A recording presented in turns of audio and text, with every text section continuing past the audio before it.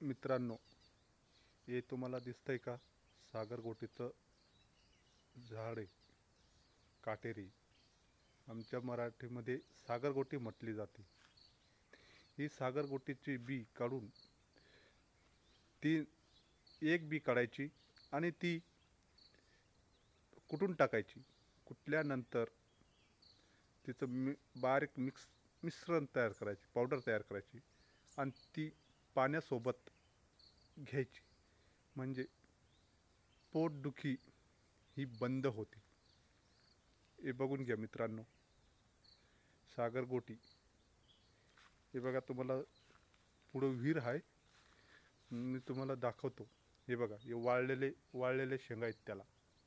हे बघा, दिस हे बघा, हे बघा मित्रांनो, हे वाळलेले शेंगा आहे ती. परत या हिरव्या शेंगा आहे, हिरव्या दिसून राहिल्यात ना, हे हिरवे आहे ती. ही वाळलेली आहे ना, त्याच्यातून घ्यायची. पोटदुखीला रामबाण फरक आहे मित्रांनो. जास्तीत जास्त लाईक करा, शेअर करा आणि सबस्क्राईब करा मित्रांनो.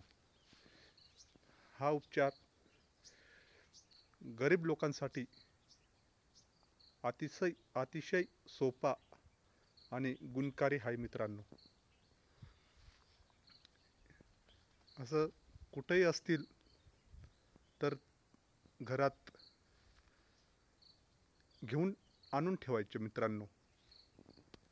हेच लय गुणकारी वस्तू आहे. जंगली जडीबुटी आहे, पण काही लोकांना माहिती नसतंय. म्हणून दवाखान्यात जायला पैसे नसतंय. पोटाच्या आजारानं काही जीव गमवून बसता मित्रांनो.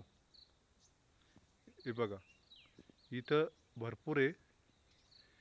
भरपूर ठिकाणी राहतं मित्रांनो.